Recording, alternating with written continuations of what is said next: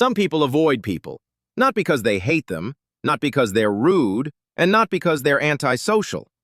They cancel plans, prefer being alone, and feel drained after social interactions. From the outside, it looks like rejection, but psychology says something very different is happening beneath the surface. If you've ever felt misunderstood for needing distance or guilty for enjoying solitude more than crowds, this isn't a personality flaw. There's a psychological reason behind it. One major reason people avoid others is sensory overload. Psychology shows that some brains process stimulation more deeply: noise, emotions, facial expressions, small talk.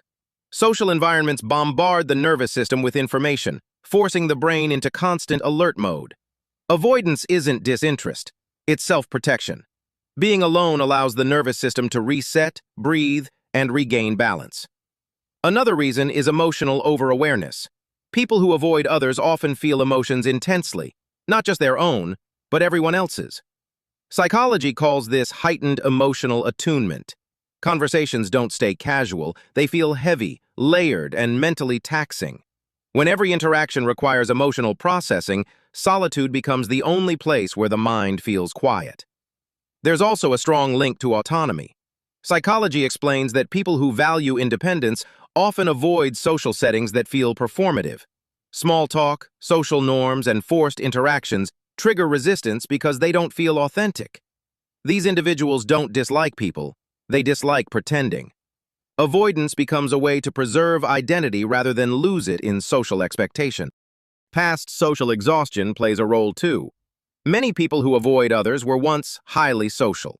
Over time, repeated disappointments, shallow connections, or emotional labor without reciprocity trained the brain to associate socializing with depletion. Psychology shows that the brain learns patterns quickly. Once it labels something as draining, avoidance becomes automatic, not intentional. Another overlooked factor is cognitive depth. People who think deeply often struggle with surface-level interaction. Psychology suggests that when conversations lack meaning, the brain disengages. These individuals crave depth, but depth is rare.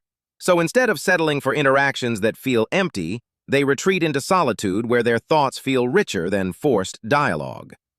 Avoiding people doesn't mean something is wrong with you. It often means you understand your limits better than most. In a world that confuses constant connection with happiness, choosing distance can be a form of intelligence. If this made you feel understood instead of judged, subscribe, because we explore the psychology behind behaviors most people misinterpret.